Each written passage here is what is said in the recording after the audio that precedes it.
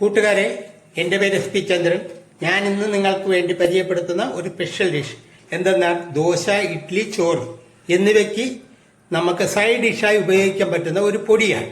ആ പൊടി തയ്യാറാക്കുന്ന വിധം ഞാൻ നിങ്ങളെ കാണിക്കുകയാണ്. ആവശ്യമായ സാധനങ്ങൾ പരിചയപ്പെടാം.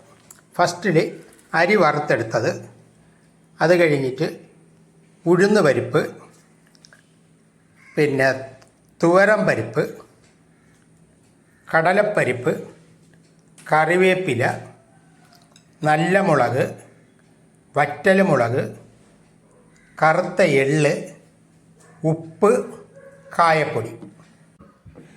പ്രത്യേകം ശ്രദ്ധിക്കുക, ഈ ധാന്യങ്ങളെല്ലാം ഓരോന്നായി ചെറുതീയിൽ വറുത്തെടുക്കുക.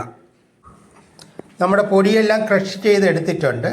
ഇനി ഇത് വെളിച്ചെണ്ണയോ നല്ലെണ്ണയോ ചേർത്ത് നമുക്ക് ഉപയോഗിക്കാം. ഈ പൊടി യാതൊരു കാരണവശാലും നനവ് പറ്റാൻ പാടില്ല. നനവ് പറ്റാത്ത രീതിയിൽ ഒരു ബോട്ടിലിൽ അടച്ചു സൂക്ഷിക്കാം. ഇത് എത്ര നാൾ വേണമെങ്കിലും നമുക്ക് വെള്ളത്തിൻ്റെ അംശമൊന്നുമില്ലെങ്കിൽ നമുക്ക് ഉപയോഗിക്കാവുന്നതാണ്. Thank you for watching my channel.